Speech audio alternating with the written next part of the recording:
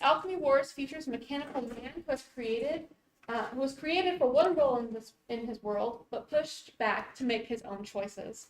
Next, we have Connie Willis. She has been our mistress of ceremonies for the lectureship for many years, and her newest book, Road to Roswell, features a being from beyond Earth.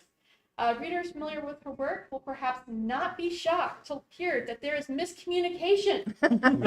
And in this case, it's between the humans and non-humans based on their perception of their world. And next we have Martha Wells.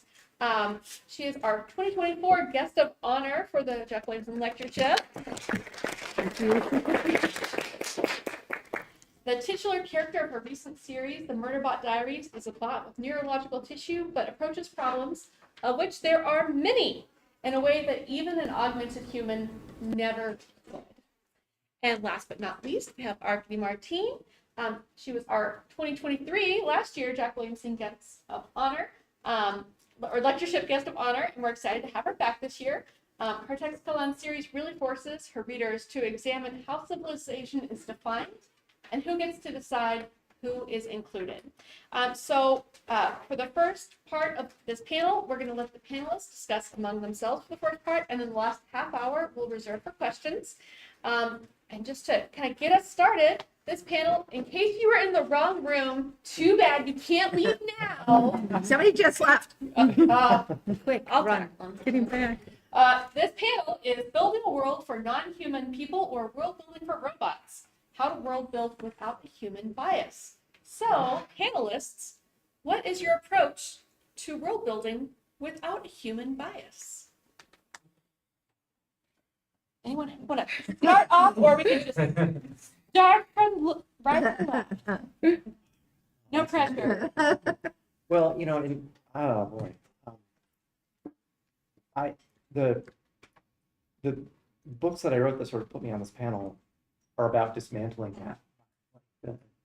The non-human characters achieve agency, and then a lot of it is them figuring out what that world's going to look like, because they have total autonomy and the power to tear down the human biases. And it's by the end, it's not entirely clear what that's going to look like. I know it sounds like a cop-out, but that is as far as I thought about the problem. Okay, rather than talk about Road to Roswell right off the bat, I'd rather talk about a story that I wrote about a robot. It's called All About Emily.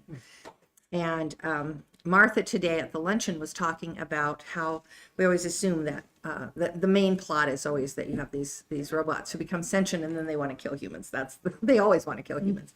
And I don't agree with that either. So I think that when I was writing All About Emily, I went to see the Rockettes, okay, in Radio City Music Hall, and it was their Christmas show, and I was watching the number where they're the tin soldiers, the toy soldiers, and they're all marching in the same, and then they all fall down, and then and it's totally, the Rockettes are totally alike. I mean, that's their prime thing. When they kick, they all kick at the same height. When they dance, the steps are exactly the same. And I thought, if I was a robot, I would want to be a rocket. That would seem to me something that robots would really want to do.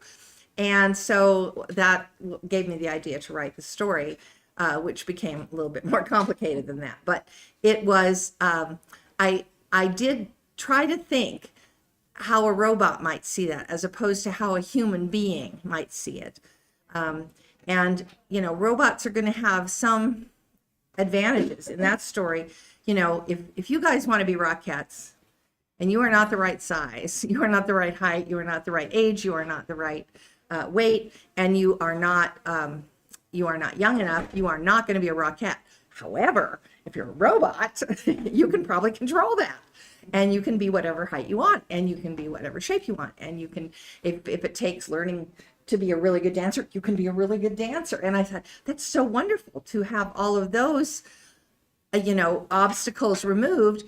At the same time, if you were a robot, there would be many, many more obstacles. The main one being human beings not wishing to be supplanted by robots.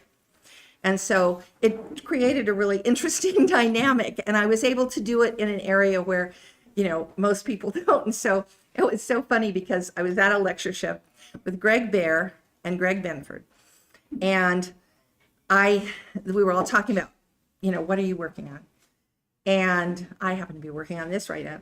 And, and I said, well, it's a story about a robot. And they said, oh my God, we're writing stories about robots.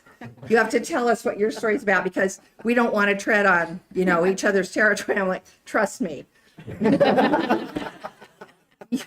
We are not writing the same kind of robot story. And they're like, just tell us, come on. We don't want to have to be competing with a story about you. So I'm like, well, it's about a robot who wants to be a rocket. And they literally turned and walked out of the room. I was just like, I told you, I was no competition to you at all. But I do think that, one of the things when you're dealing with non-human creatures and with robots and AI and stuff, is that people tend to limit it to really narrow aspects of our society. And what I'm always trying to do is like broaden it out to what if you had a robot who, for some reason in my story, got to go see a performance of the Rockettes, and what would that do? But I'm pretty sure I'm the only writer in science fiction who's ever written a story about the Rockettes. So I think you're right. Yeah. I think I've talked about before of like trying to keep a really narrow point of view, just for me into my character, my main character, and so that's kind of how I do with the world building. It has to be the kind of world that would create this character, and this character has to be the kind of person who would live in this world. And so that's the same when you're doing a non-human or a construct or anything like that, is what kind of world would produce this person and how would it be. I think the thing that which I don't really see a lot of difference in the world building between that and a world for humans. It's just you're either set in a different like secondary world or a different planet or something like that. It's still like you've still got to build it the same way. I think when you're writing non-human characters, the world building seems to get questioned so much more because people don't get that sort of thing. Don't get the idea that you're not just writing about humans. These are supposed to be different, different people, different kinds of people with different, their different priorities, different agendas. I really encountered that when I was writing the books of the Raxura, where all the characters, there are no humans in the book. And all the characters are non-human, and their needs and everything are very, very different from humans. And people would I would get these emails like, well, why can't they do this? Or why don't they just do this? And it's like, because that's the whole point of the book. So yeah, it is, I think it's mostly tricky because you do encounter so many readers who just don't understand any perspective outside of their own. And it's really kind of disturbing, I think, when you hit that. Mm-hmm. So I think I want to leave off of that a little bit. So when I think about writing non-human characters and building a world for non-human characters, I continuously return to what does this person want and the differences between what this person wants and in some cases, what an equivalent human would want. And I think I've done this in a couple of very, very different ways in my most recent book, which has kind of an AI, kind of a haunted house, a house mind. There's a very sort of explicit exploration of why would an artificial intelligence want these things, and can any of the humans in the book figure that out in a way that allows them to parse what is happening. And that's one approach that I find very fruitful in building a world, is to try to make things a lot weirder, to go with some of the more macabre or perverse or just very, very foreign, like the kind of foreign that makes you nervous responses to events that might be normal, and think about if a mind reacted that way, what would that imply about the mind, or vice versa? If you have this reaction, what can you read from it? And And then in a completely different scenario, in my Tregillis books, I did a whole lot of like old-fashioned sci-fi world building, like, well, how does the biology work? And in what way does this society function, to build a pretty complex society that the reader sees maybe 1% of, and only through the eyes of humans, really. And to do that, I think I did more what I would call world building for non-humans, like what biological scenario would produce a society that thinks about death in a way that is completely different from either of my main two human societies in that book, who also have different views of death, but kind of do both see it as a version of finality. What does it look like if you have a society that really doesn't have that concept? What kinds of things do they do in war, for example? How is that different to what humans think of as what they do in war, or could, or where the edges of atrocity are? I sound like I write really grim things. I guess maybe I do. That was pretty grim. Yeah. There's a market for that. Well, kind of to build off Martha, you talked about like these readers who can't really see beyond themselves, and there are many studies that show how, you know, reading will create empathy, and how a lot of adults, once they graduate high school, don't even read a book another day of their lives, and how depressing that is, speaking of Greb. But you know, some people think of authors as having a role to fill as far as, you know, helping people see beyond their own biases, or another version is, no, I'm just writing. Do your own mental work of developing yourself as a person, as a reader. Where do you come on that spectrum? Ooh. This is a question for everybody. Ooh. Gosh. Well, I think it is really hard to not think in your usual patterns. I think that's one of the hardest things we do, and why science fiction is really valuable, because it forces you to think about other creatures who might not think the way you do. The other day I was reading a thing about these robot factories, that they're here in the world, our world, and that when they have completely robotized a factory, mechanized a factory, there are no lights anywhere. It's completely dark because the robots don't need the lights. And I found that, I was like, why did I never think of that? Why did that never occur to me? And how weird would that be? That is really weird, you know? And I think that getting out of your own head, I know science fiction, to me, I started reading at the classic age of 12, you know, and at a time when the reason I think science fiction is so attractive to kids at that age is because you're starting to imagine that there are other things beyond you and your limited world, and you're trying to expand your world. And science fiction was one that was already dealing with what would an alien be like? The androids in do Androids Dream of Electric Sheep, Blade Runner, you know, what makes you human? What makes you not human? How would they think? You know, what would you do if you had a built-in expiration date? Well, of course, we all really have a built-in expiration date. We just don't know what it is, and things like that. And I think that is so valuable. I don't think writers think of it in terms of, I'm going to educate the public to have a broader view of things. I just think it's sort of a natural outgrowth of the way science fiction works, because it's telling you to imagine different societies, different futures, different possibilities, different horrible things that could happen, different good things that could happen. And it is very mind expanding, I think, in that way. So.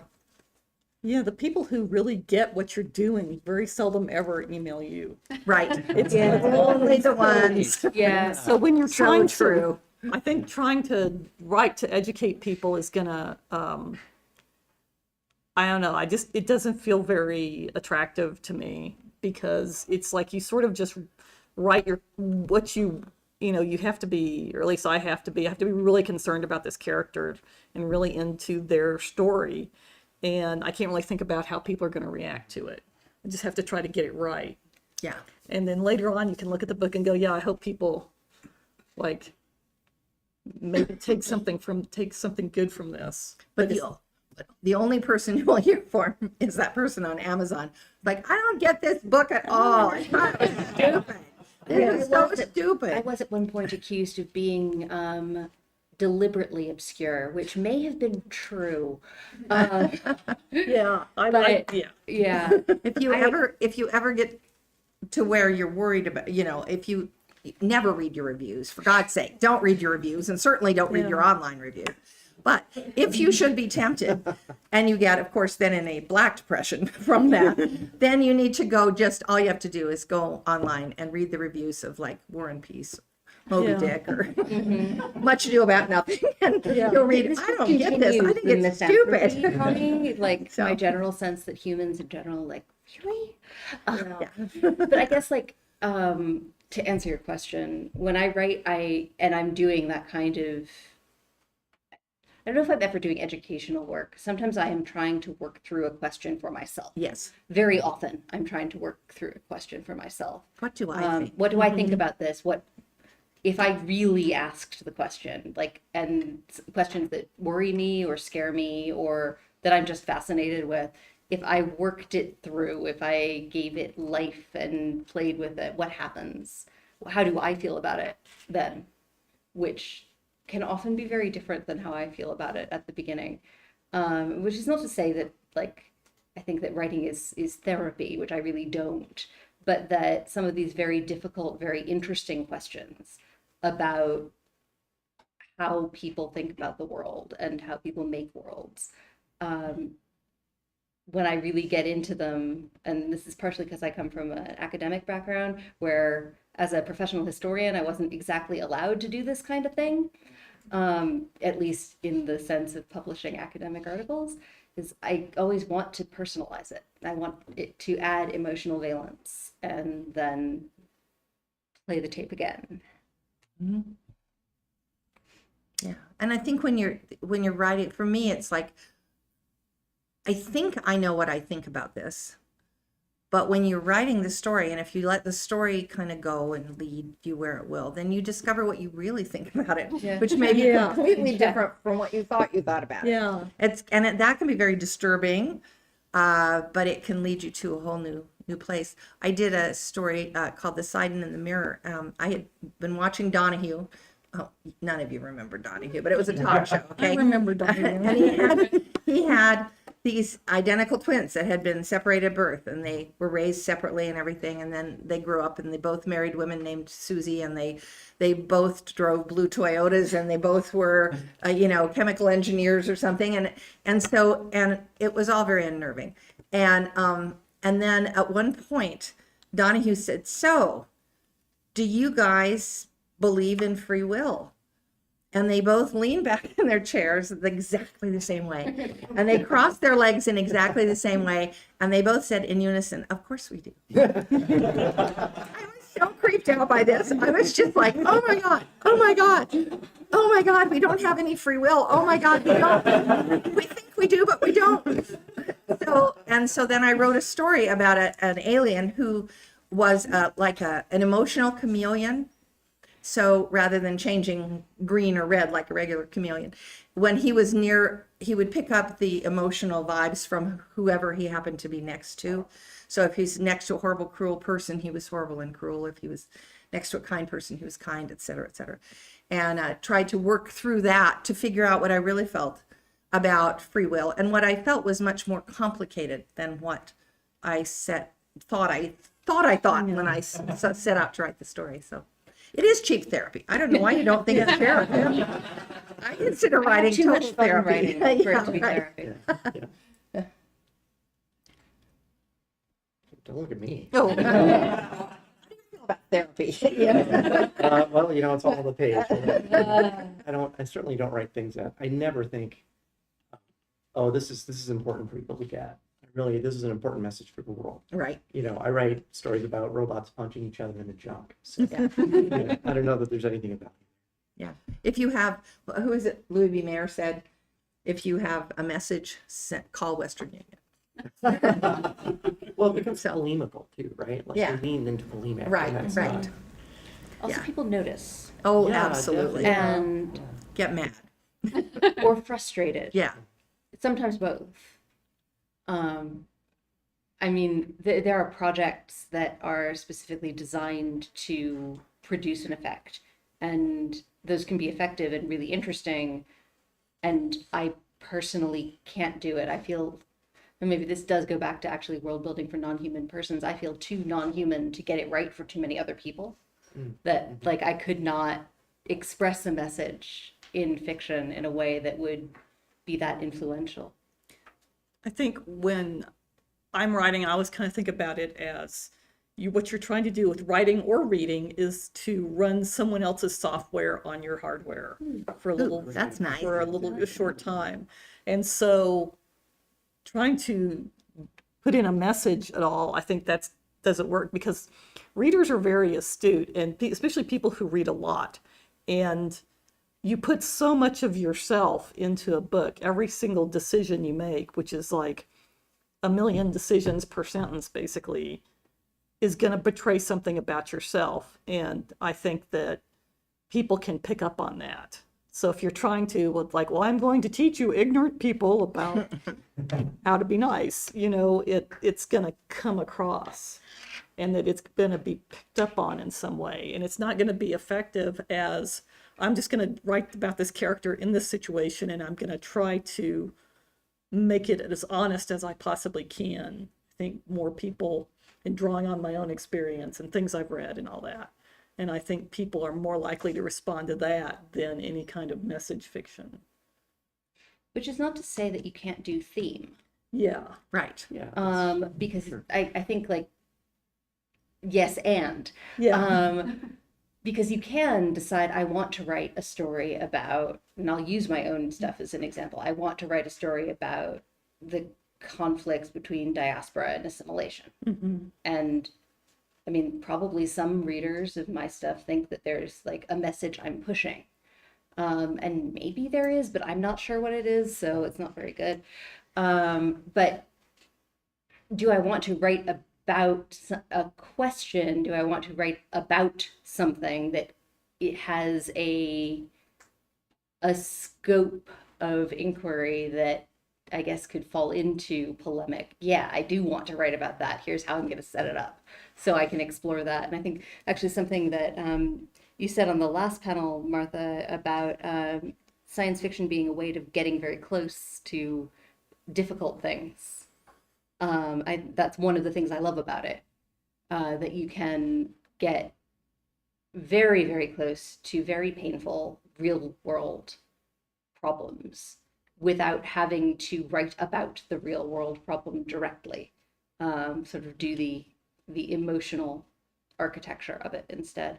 Yeah, because people shy away from it, where you don't shy away from it when it's in a fantastical situation. But yeah, I think that your books, the Tregillis ones. Yes. The space opera ones. Space opera ones. I think that did a really good job of showing that conflict. It's an internal conflict. It's going to be different for everybody because everybody's brain is different. And it's complex. It's like, it's not all good. It's not black and white. It's not one thing or another. It's not a binary. This is a complicated thing that people have to go through. And you're showing that. I think that, that's just like reading about the fact that this is not an easy problem does help people in some ways. But that's, yeah. Right. Well, and I think the difference between theme and message, I mean, we're used to that moral kind of thing, Yeah. A moral or The a message after-school is special. an after-school special, yes, is that it's very simple. It is binary. It's always binary. There's a right and a wrong. Whereas fiction is like, okay, on the one hand, but on the other hand, but on the other hand, and on the other hand, and the other hand, and the other hand, and the other hand, and you get all this whole spectrum of right and wrong and in between, and how blurry and muddy it is, and how it's all gray. It's not black and white at all. It's all gray. And you get to do all the different shades of gray. And I think people love that. What they hate is black and white. They just don't think it's true because they know in their, if you say, here's the way you should act, then they can immediately come up with an example of a time when that's the wrong way to act. And maybe many circumstances of when it's the wrong way to act. But so that you just get in trouble if you try that. But I think one of the things I love about science fiction is how you can explore all these things, and you aren't even limited to real world situations. You can, if you can get out, if you can put this on another planet, or 100 years in the future, or 600 years in the past, or somewhere else with other things, then you can explore real world problems right here, and nobody will ever know it. You know, and Rod Serling said he started out doing like Playhouse 90 plays, kitchen sink dramas that were about everyday problems and normal people and, you know, the modern world. And he was constantly running into problems with the censors and running into problems with the audience and all this stuff. And he was like, fuck this. And he then started Twilight Zone, where he then did the exact same stories, only they involved aliens and robots and different places and odd situations. And they were the exact same themes that he was doing before, only nobody recognized them and everybody loved them because they had gotten past that initial blast door where they're like, oh, this is a story about racism. Well, I'm not listening. You know, he managed to sneak past that by using science fiction and fantasy. Just flashback on a review I got where the person said, yet again, no one has learned a lesson about the book. And I was like, what did you go here expecting to learn? What are they here for? If you want a message, send Western Union. I kind of want to cross stitch that. Yeah. So you all already kind of touched on this, but I just want to check we're all, as far as I'm aware, you're all humans, correct? Oh, Okay, just checking. Yeah. So that's a tough question. you already touched on this. Some of you have danced around it, but how do you confront your own biases when you know that you have them? And how do you confront them when you discover that you have them through your writing? Blind terror. Man. Yeah. I mean, you do run into. The way I find that I've run into one is where I think I'm going to write something that for some reason I have avoided doing it in the story. That's telling me something about, do I want to say it? Am I frightened of saying this? Yeah. Or do I think I'm wrong secretly? Do I really actually think I'm wrong? And that's a very paralytic and very disturbing and quite alienating feeling, to suddenly be aware of one's own subconscious, which one usually gets to avoid, except when you're asleep. But I guess, like, I feel like if you want to be a good writer more than once, I think you can get lucky once. If you want to be a good writer more than once, you have to keep thinking about why you're doing it, and what you want to do. And that does not have to be grand.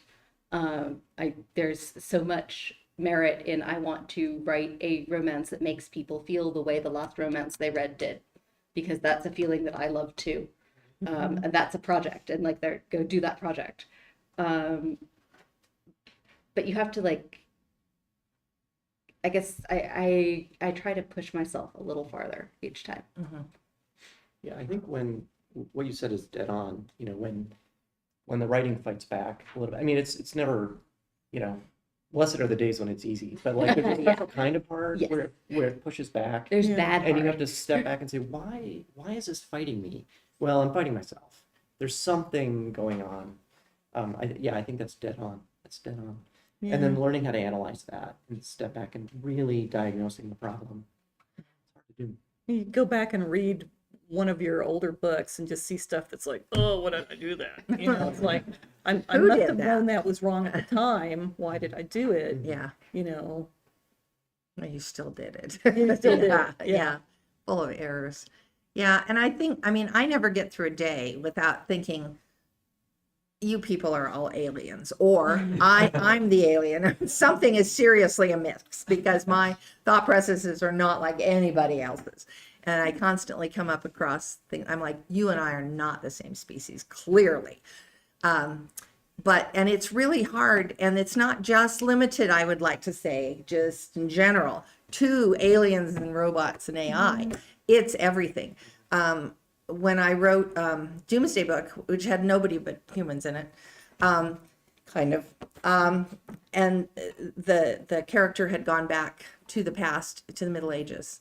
And we live in a very scientific society, and as a result, scientific people tend to have a kind of contemptuous attitude for the religious beliefs of the people in the Middle Ages, and how, well, they're just wrong. They were wrong about this. They were wrong about that. They were wrong about this.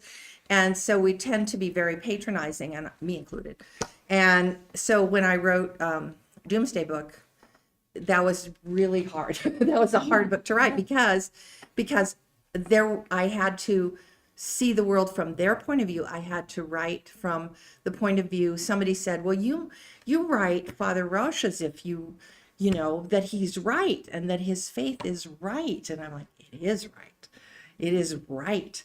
And that's his worldview. And well, how can he be right and wrong? Oh, good question. Good question, which applies to all of us, you know, and but it was really difficult. And that's just humans, to get into the point of view of someone with such a different belief structure in the world. And I found in the Middle Ages, there were good people, there were bad people. There were people who did not fit in, and there were people who fit in perfectly, and just all the same things we had. Human nature does not change.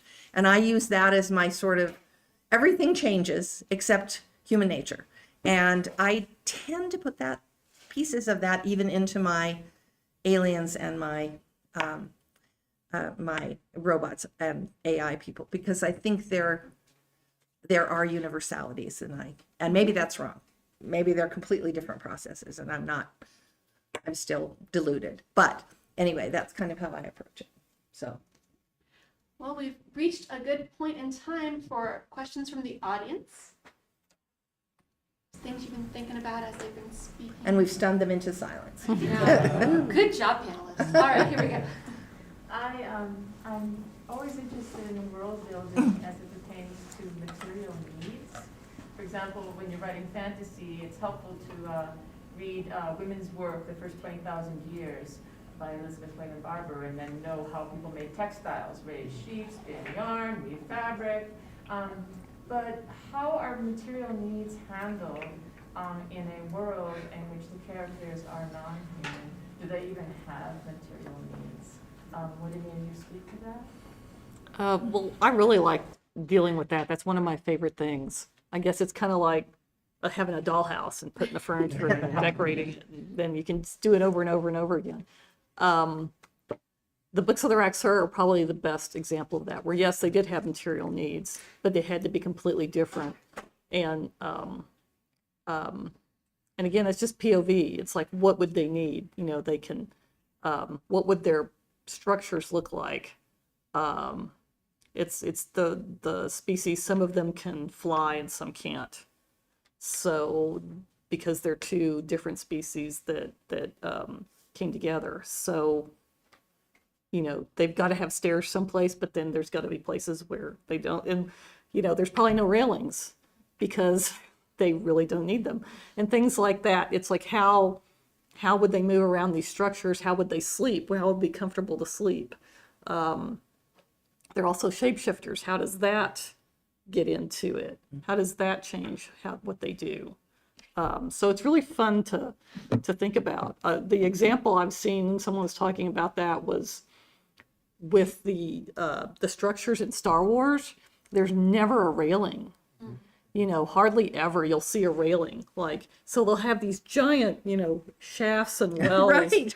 And it's like, it's like, you know. There's not even a warning sign. Yeah. Well, Obviously, it's like, well, it's probably good there's no insurance companies, but maybe they need insurance companies because then there'd be railings. And it's like, you think about, okay, that's a really basic safety thing.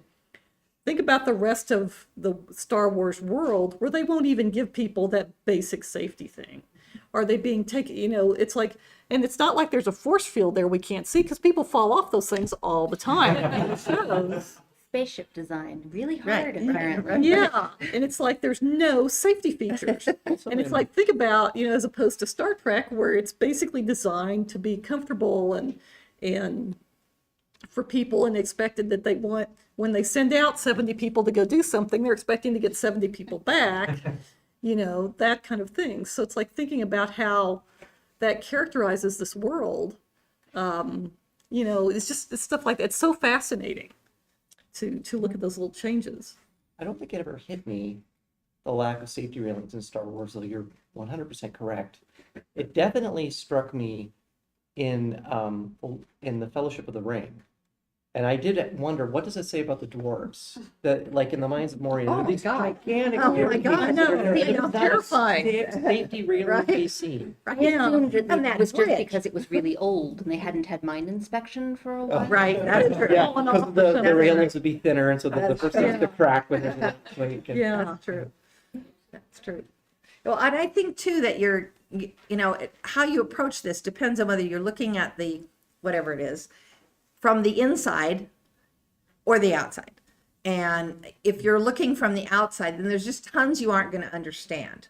And you may never need to know because it's only what people are observing about this creature or robot or whatever.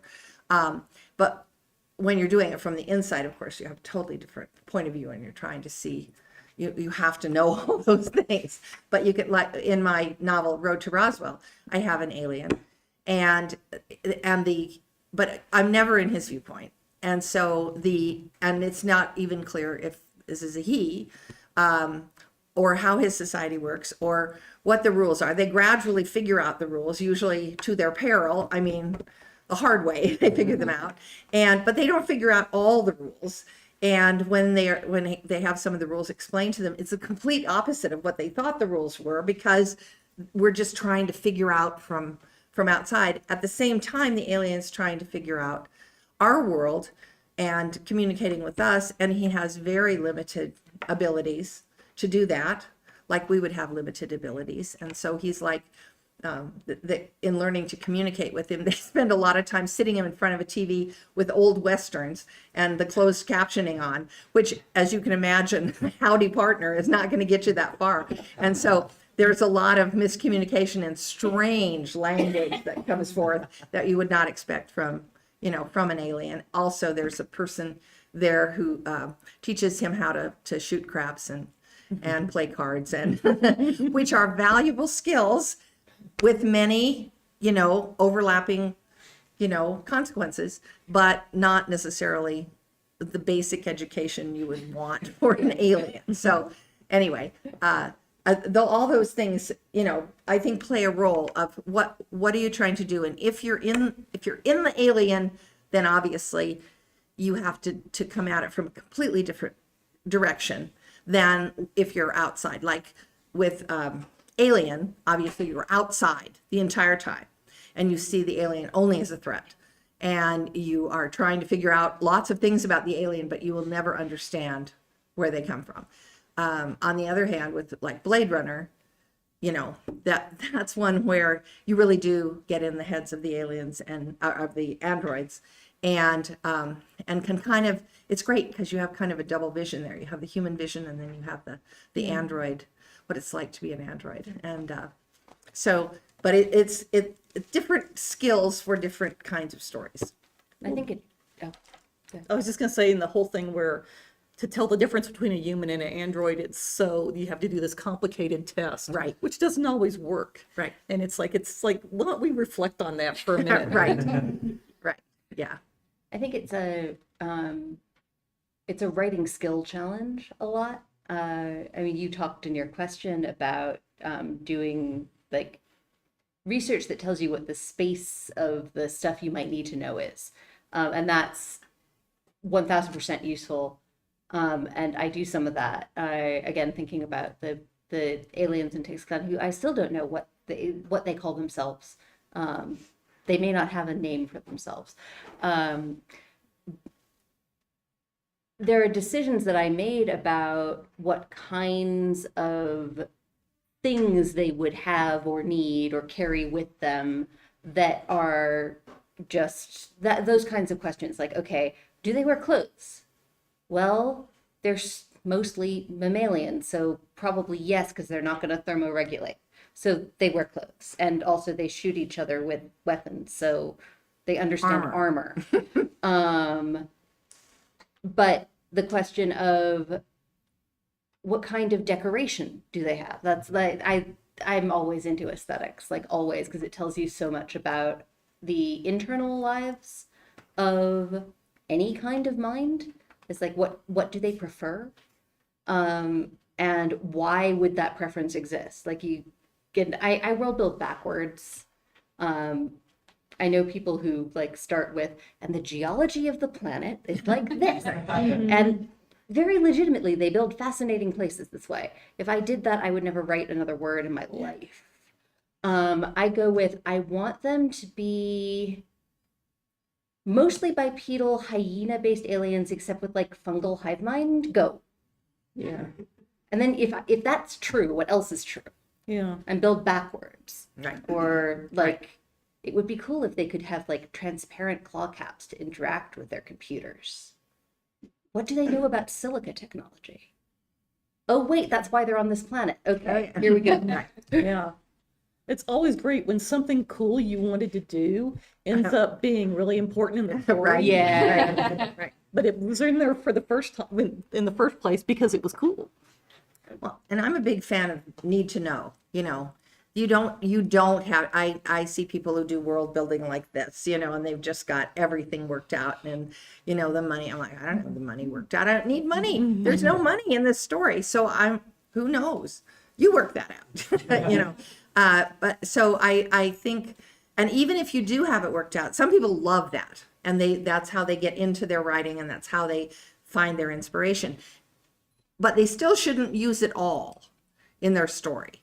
They talk about the iceberg theory of writing and that it should be just the stuff that's above the waterline, and the rest of the stuff you keep to yourself, because otherwise it sounds like I did this homework and by God, you're going to have to listen to it now. I spent hours looking this stuff up, so yeah, I think the way Arkady described it, I think that's really, yes, she starts this place and then needs world building to fill in the blanks and needs some things, but I'm sure there are things you don't figure out, right? Oh yeah, there's lots of stuff. Like, God, I know a very little. You could not tell. I could not tell you anything about music or visual art that those aliens produce. Literally nothing. I have never needed to think about it. Might be cool. The music especially would be cool now that I'm thinking about it. But like, That's another book. yeah, did not come up. Yeah. And then there's stuff that I know that that I only know because I needed to know. Right. That isn't even like subtextually present in the books. Right. Yeah. But I needed to know so I could like make their emotional reactions come out right. Yeah. Ian, was there something you were? Yeah. All right. Well, another I'm sorry, I question felt from the that. audience. There. You've got questions. They've got answers. I've got questions if you don't have questions, but your questions are preferable. There we go. I'll go. So the last question, actually, this might fall under the what do you need to know though. So you're just talking about what does the world need, but it strikes me as a very human characteristic to talk about what the world wants. I think about this, I think about like industrialization and everything, like with humanity. I mean, over time, like we started with the things we need, like the material things we needed, like food, clothes, shelter, and slowly mastering those things. At one point, and especially after industrialization, we reached this point in society where we can start focusing on, well, what do people want? And I guess Arcadis is like related to like the music and art and everything they talk about, but I'm also thinking about like commodity. I mean, like do you think that, I get a lot of this feels like a very human thing, and we're talking about non-human worlds and characters. So, how do you approach that aspect, or is that aspect purely just like a socio-cultural type thing that's really unique to humans, or is it something that you would or could consider in a fantasy or sci-fi world, or like you said, Connie, I think a lot of this could relate to is it important to the story? And I think as writers, we're always beholden to that. Like, what do the readers need to know? But is it a consideration, and how could you or would you address it in sci-fi? So needs versus wants, and building that out of an alien or another culture.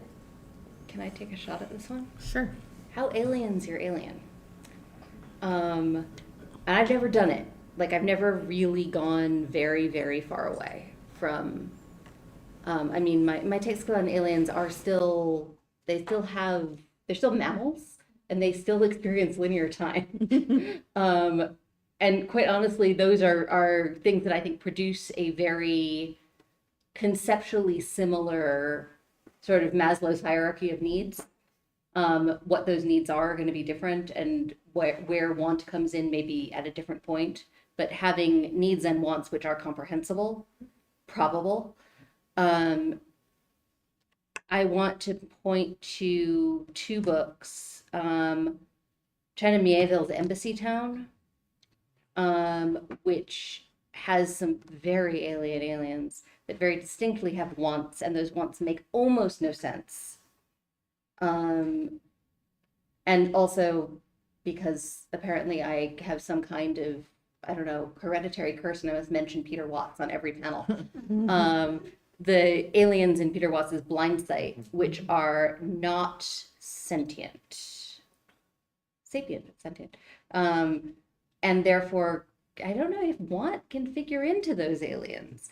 But they certainly look like they have wants, which is part of the problem. Right. So that's a really interesting story problem to work through also. But I would also say that I, as a reader, and as a reader who is also a writer, when I read either of those two books, I'm amazed at the level of craft skill that they both employ, and terrified of trying it myself. Sometimes the characters themselves might not. Like humans. Like humans. Yeah. And that, I think that's a legitimate story to tell, is trying to figure that out, or failing to figure it out, or thinking that you have figured it out. And then you're like, no, actually, I thought I wanted that because that's what people told me I wanted. But actually, I don't want that. There's a really interesting book called Leviathan's Deep by J.H. Carr. That was probably one of my early influences, where it's basically from the point of view of an alien person on their planet, and they've been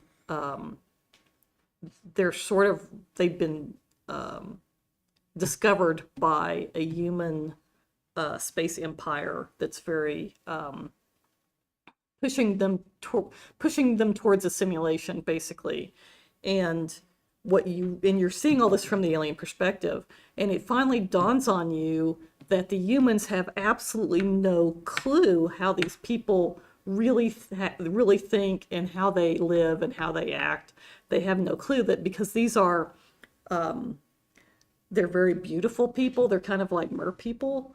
And so the humans have this whole idea about them that is so inaccurate. And it ends basically, there's a guy who's trying to help them, and he thinks he's in one type of novel where he's falling in love with this person, and he's actually in a completely different type of novel.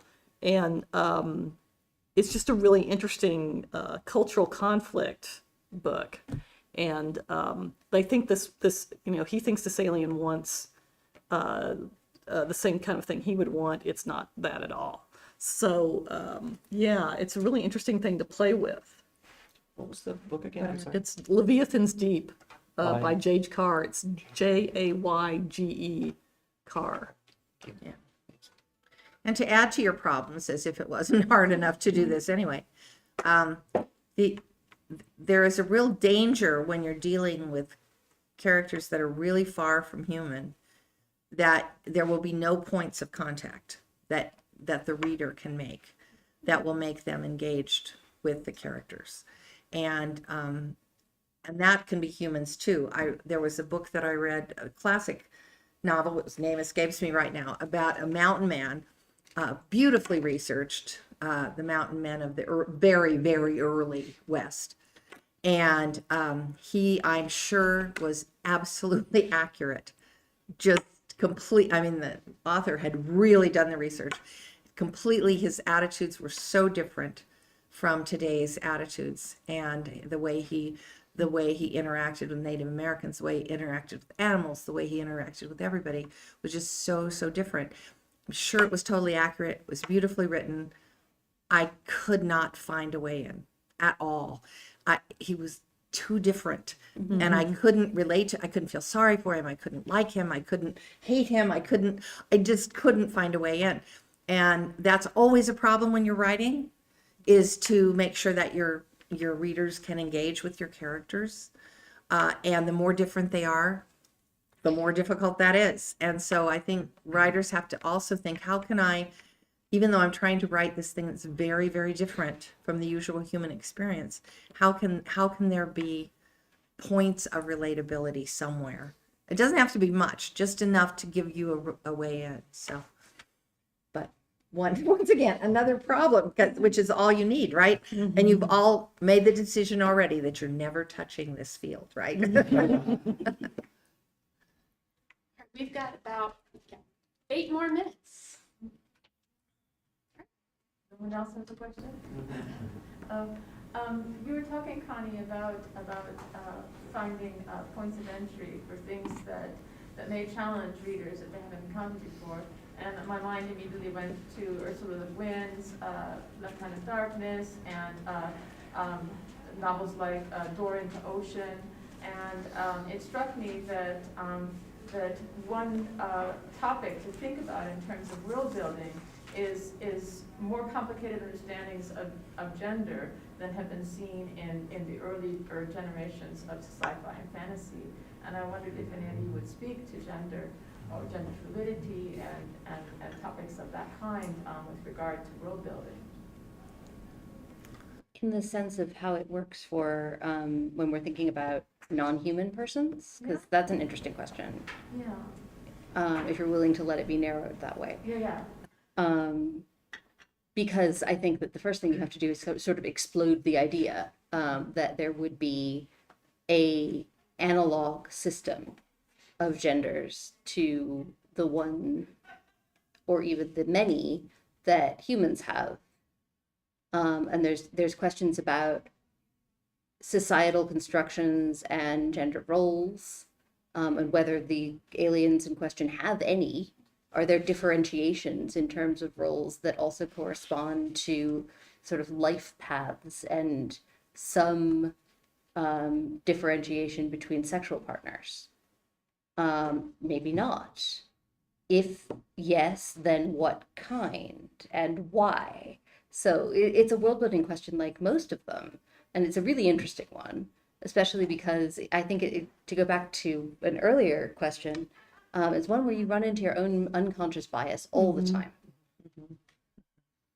Yeah, when you're gender is really cultural. So if it could be anything. And I think that trying to make it match our culture is it just doesn't, it's not going to feel very alien.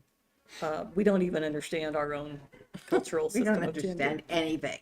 Let's face it. It's not what we've been taught. It's, yeah.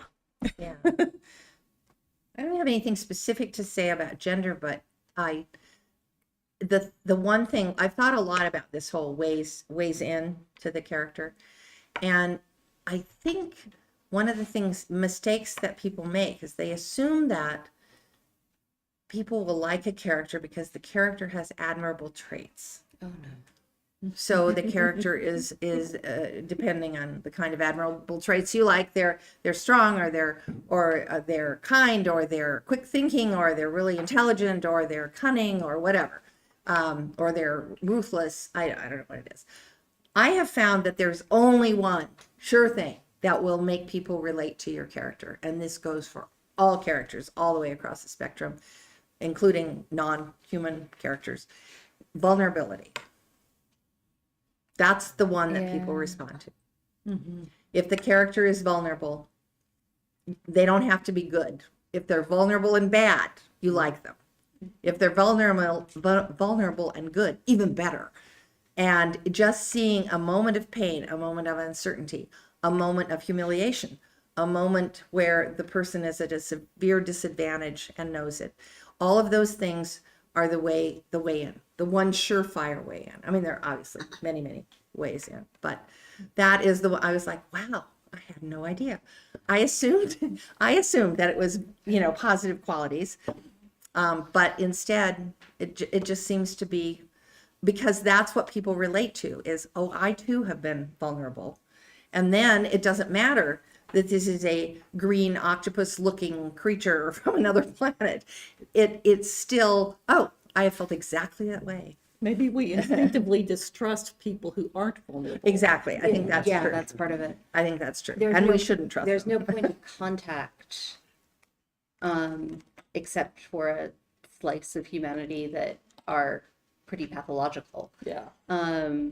between a invulnerable, perfectly walled character that does not have, and what I think what you're saying is that we're not saying that you have to show your character having like a bad day at work, or falling down. It's more like where is the nasty little crack in this person's world, and how can you let the reader know it's there even if you don't fully explore all of it all at once, because that's how it's a space where the reader can come into the character, like an aperture almost. Right, a way in. When you're world building, I mean, we've got this issue of reader expectation, or viewer expectation. And I have this idea, I want to write a fantasy series, which I've always been terrified of fantasy. I've never wanted to try to write it, because magic seemed easy to me, done badly. And one of the things that, there's so much set up in games and movies and books. You've got dwarves and elves and, orcs, and this is what we assume is a fantasy. If you deviate from that, how far can you go before you violate that reader expectation and they go, no, that's not a fantasy, or no, I don't see something I identify with? Do you ever worry about that, or do you just say, this is my world? And also cultural appropriation, am I Worry doing about something because Worry I about read that. Worry about that Japanese one. myth, and so now I'm pulling that in. Am I going to get murdered, online for doing that? I mean, there are all these. It is a business as much as, yes, we're artistic and we want to tell the stories we want to tell, but you also want people to read and not bounce off what it is you're doing. Well, I think that's two very different things, because I don't worry about reader expectations for elves and dwarves or whatever. I've never written those. None of my fantasy has used that. And if they don't want to read the book because it doesn't have elves and dwarves in it or whatever, I don't They'll care. go find that. Yeah, they can find that. There's plenty of that, and I like some of that, but I don't, I've never felt called to write it. Cultural appropriation is a completely different thing, because you're like just being inspired by the idea of a Japanese monster or a Japanese myth is one thing. Going in and trying to just write that, especially when you get it wrong because your understanding of it is not complete, that's different. That's where you run into the problem.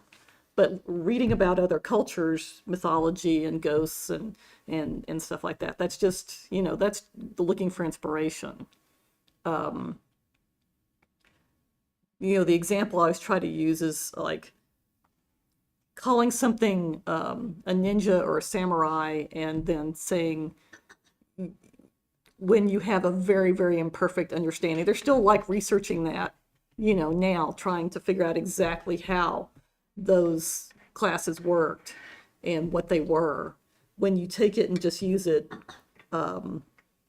you're simplifying it, and sort of in a dominant culture, you're replacing the real historical concept of a ninja, for example, with this really cartoonish, flat concept. That's cultural appropriation. Reading about ninja and coming up with your own, like, similar group, but not like object. ninja-like objects, but not using that word. Yeah.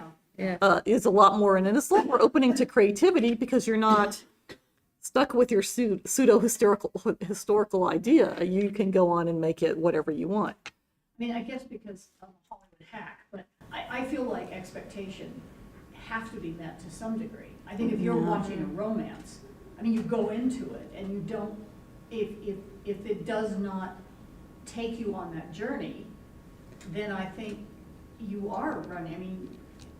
Well, yeah, you but mentioned it's a romance movie that you thought was just terrible. Well, Romance is a structure. right. Yeah. Yeah. And if you're gonna, readers have expectations, and you aren't allowed to break those expectations unless you can think of a better way to break those expectations that makes them happy. And so like you can have like people, with romantic comedies, they expect a happy ending and the couple to get together, except in Roman Holiday, Right. which is a wonderful movie and which everybody loves. And why do they love it? Because the expectation is broken, but in a way that's better. story is true. The story Yeah. is true. The story is great. Feels true. The story gives you something better than you would have gotten had the characters gotten together, which you wouldn't really have believed.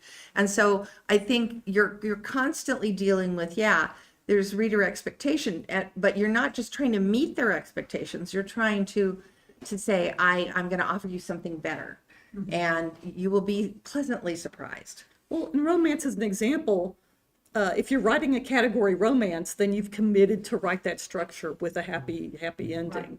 If I'm not writing a category romance, I can have my romance work out any way I want. And if the person didn't like it, they can go Read a do category something else. romance. They can read a category That's romance. why I think the word genre is not actually a good comparison between romance and science fiction, and Right. why there are people who say that all science fiction, fantasy, horror is all fantasy, and I can buy that, but I honestly think it's all science fiction, and there's a long explanation as to why. But structure shapes. Romances have a very specific structure shape, so do crime novels. And this is why you can end up with something like the panel that I think was in here while I was over at the other side, like the romantasy, that is a romance in a fantasy, but it uses romance structure inside fantasy genre. Right. So there's two things going on, and this is like Right. another panel, but it's like a panel I want to have at some point, because I think we've conflated the word genre to mean too many things. Right. Yeah. I think we've got If I could just respond to Nolan's final question as well. thought. Okay. Like every consumer of story is going to bring their 50% to the story. You cannot do anything about that. Whether they're seeing it on a screen or reading it in a book, you can't do anything about that. So I never worry about that. Yeah. But one thing I do try to do, because as Martha said, it's sort of two different things, but with the connection that I see between them, that I've been trying to do is to ask myself, okay, so I'm not going to worry about the reader's 50%. I'm going to tell the story I want to tell, but I can add a step in the process where I say, but why do I want to tell the story this way? Why am I telling the story this way? Why am I writing these characters? Why do I want to, and is there anything there that I can explore and subvert in my 50%? And I found that's actually very helpful to do. You can't control what other people are going to do, though. Yeah. It's like you can't just try to universally please everybody, or you're going to please nobody. Like one of my mentors said, basically, fuck the audience. Yep. So it's like you're not writing for them, you're writing for yourself. Yeah. You have an excellent final question for us that will probably lead to a panel for next year. We have so much to say on this. I just want to thank our panelists so Thank you. much.